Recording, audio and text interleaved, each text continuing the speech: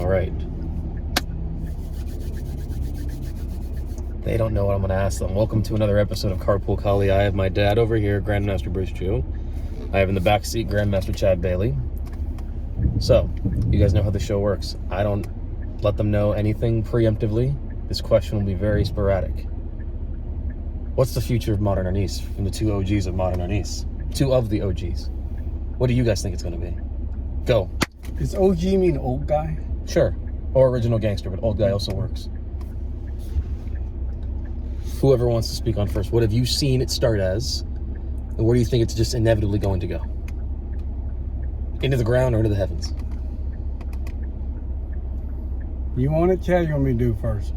I mean, my it's just going to be the same as I said on the show. Is I think it's support. I mean, I don't think anybody is going to follow anybody else, but I think we can all support each other. You know, and I think that's the best we're going to get. Miles, turn right onto. So this question came up because of we all were involved in a show recently about what is the future of Modern Arnis. You're my dad, so you're involved with me. No, I'm sorry, I'm just kidding. But then I thought about it. You know what? I want to know what some other people think about it. I think the future of Modern Arnis, just by the fact that you're asking the question, means it will continue. I don't care who you are.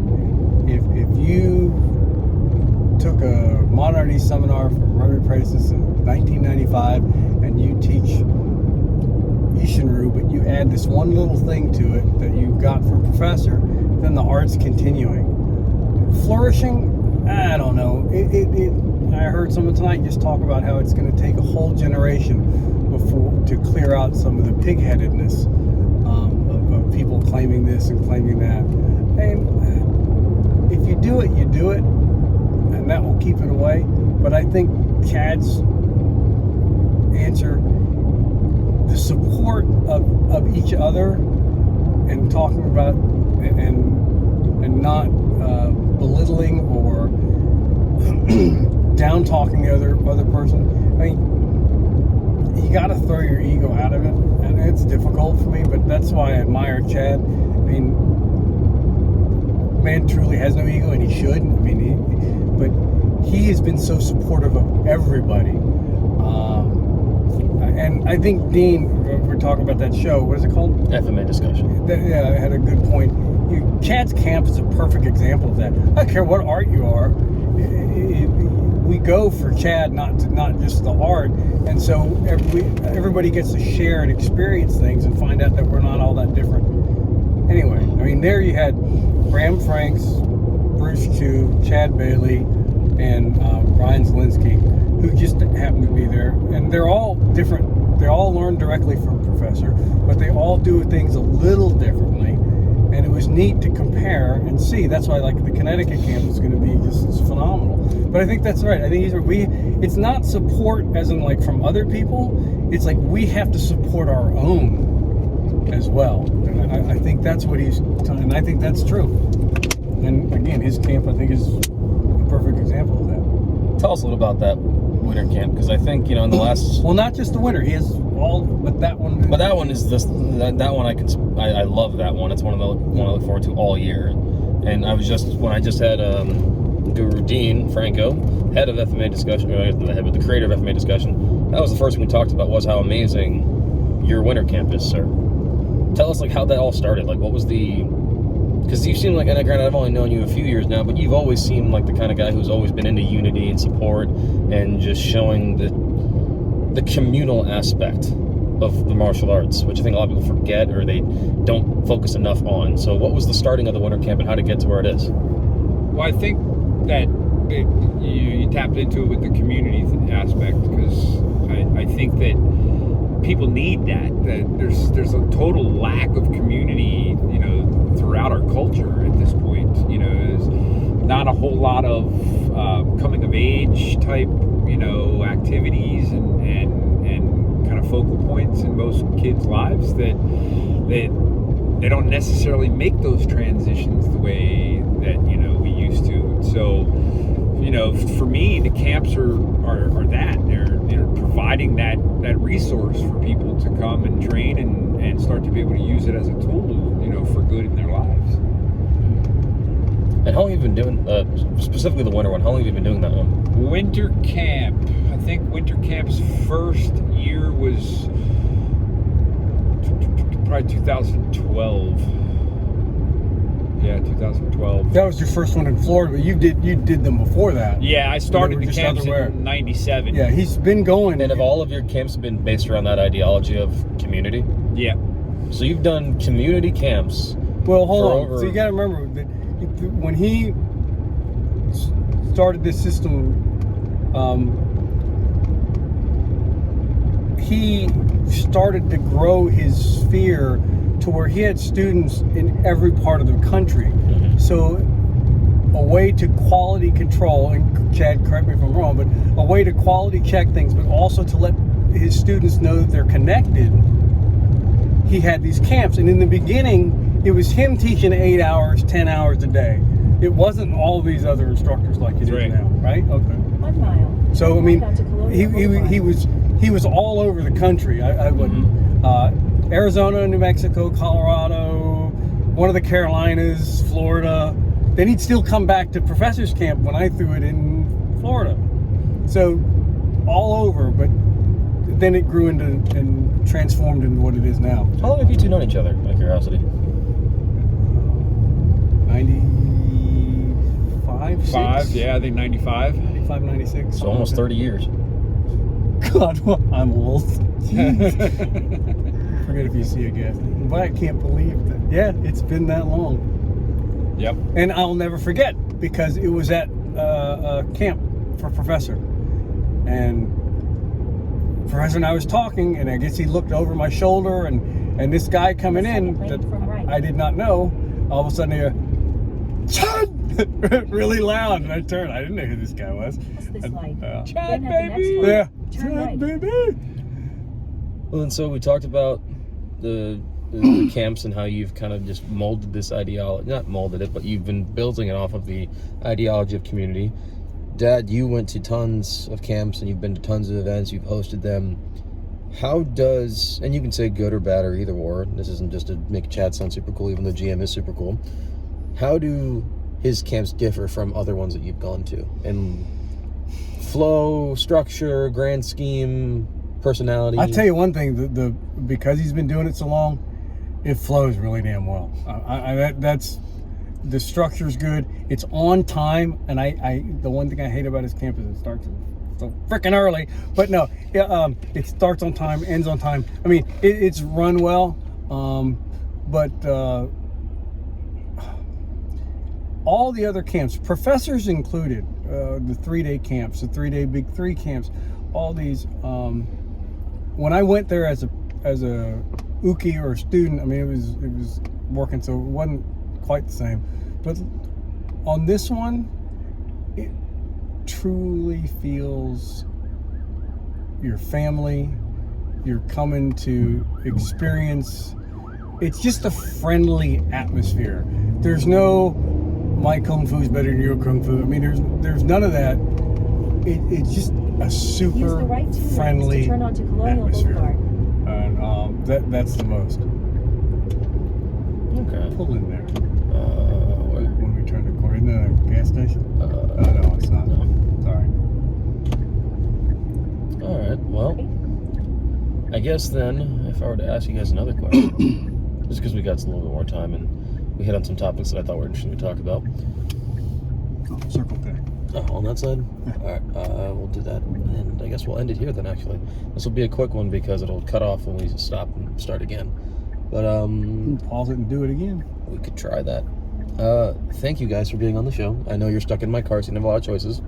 So you could have walked, but why would you do that? So, Well, I'm very blessed It's just more because fun to talk to you. yeah, it is. But I'm also blessed because, and I should ask you this, Karpool Kali guy. I mean, you have some really good martial arts uncles that not only teaching you martial arts, but teaching you about being a good person, which I think is more important. Like I said about Wally J, you got to like Wally J. People always say first he was a good person, then they talk about his martial arts. But we should all be that lucky. But But yeah, so I'd like to thank Chad in front of everybody and just say thank you for taking care of my kid. Those of you who are parents out there know just what that means when you can trust somebody with your kid. So thank you, Chad. GM Chad was the second Modern Arnis guy I ever met. First one I met after you was Ty, and then I met you at my dad's camp in Outside, Statesboro. make a U-turn, then turn Yep. right onto Colonial Boulevard. And then I can run in. we kept keep going. being friends. All right. I'll just run. No, I'll end it here because once I stop the car, it's going to stop the video, I think. Well, you don't have to So- stop the car. I guess we can do that too. Whatever you want to do. Well, then I'll ask Chad the questions I can't ask in front of you. Okay. And I'll run What's in. the worst quality of my You father? want something to drink? No, I'm good. Okay. Thanks. You want anything? I'm good. Okay. Sorry, guys. Thank I you. guess we'll keep going there for a second. Keep going. What's the worst quality of my father? He's too funny. Well, and actually, this could be an interesting question. After all the stuff you've seen, Turn left onto Rolfus Road. and you've seen a Then lot of turn different right martial onto arts. Colonial Boulevard. Like what was the story? You told me that you at one point were driving how many hours one way to go train? About 15. 15 hours one way to go train with someone once a month, right? Yep. Like, that's a level of devotion that I don't think is prevalent anymore. Would you agree? Totally. Why do you- People won't drive 30 minutes across town to train. To go to a thing in their own town. Right. So, I mean, yeah, I don't think that the majority of people are going to have that kind of an attitude. I was definitely, a little bit crazy in terms of training and stuff when I was younger, and it was just one of those things. I mean, Remy had given me a directive when I left the East Coast for graduate school and basically told me, hey, you're going to the West Coast. There's a lot of really amazing practitioners out there.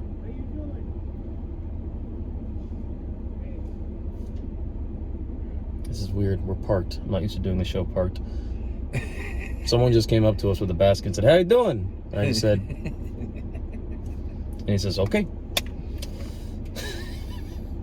I do think that, and this is, I don't think I told you this, you're one of the models I try my best to, not to, blow smoke or anything, but like I looked at how you did things and I go, oh, when my dad first taught me the art within your art phrase, and I really started studying it, I looked at, oh my gosh, there are a few people who do that to the level that you do it.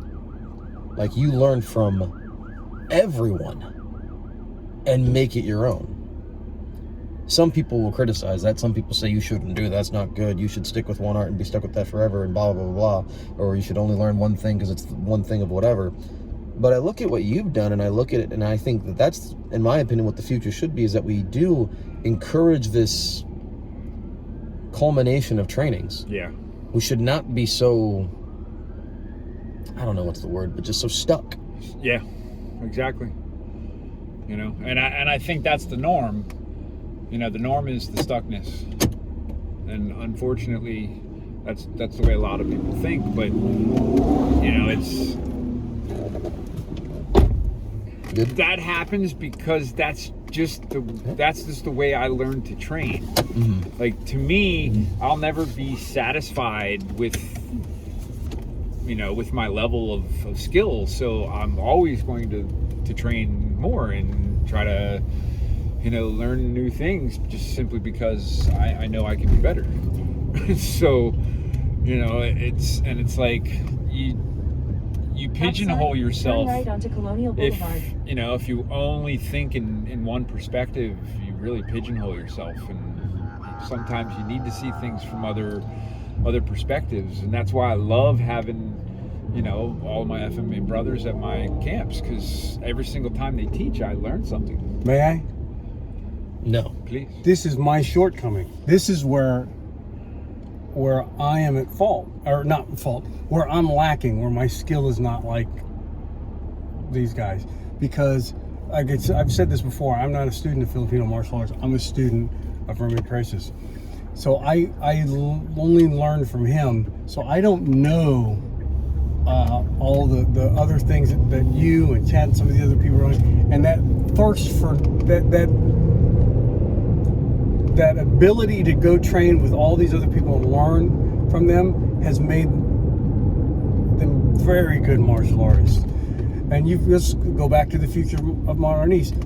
When Chad uses a Chinese staff, but does Modern Arnis with it, is that Modern Arnis? There are those that would say no, when they're so wrong. It is the epitome of it, because it is the art within your art. It is what Professor wanted him to do. So that stuff is the future of letting people know that it can be there. But that's why I also am grateful to you for help getting me out, where I'm meeting other Filipino martial artists. I'm learning what they're doing. I'm seeing what they're doing. As much as meeting wonderful people, but that's it. The right 3 lanes. So anyway, Well said on both parts. I'm gonna end it here because I'm not entirely sure where we're at, and I don't know this area, so I want to be safe and use my map. But just want to say thank you again, GM Bruce, GM Chad. You guys are amazing at what you do, but like my dad says, you're both good people.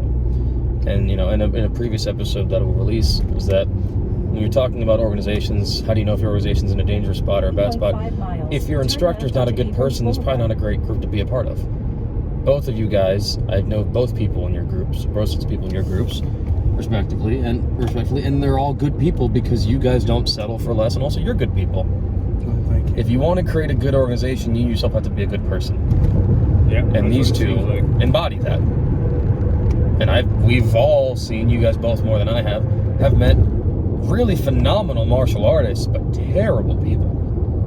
And their organizations were kind of crap, I bet. Not that they weren't skilled, not that they weren't technically sound, but you wouldn't go hang out with them, you wouldn't do this. That's true. So, you guys embody what I think a lot of schools or organizations should be doing. You're supportive, you're helpful, you're nice people. So, thank you both for allowing me to take up some of your time. I know you had a lot of choices in rides home. I'm glad you chose this one. And yeah, that's Karpool Kali episode I don't know what. And see you guys later, everyone. Thanks.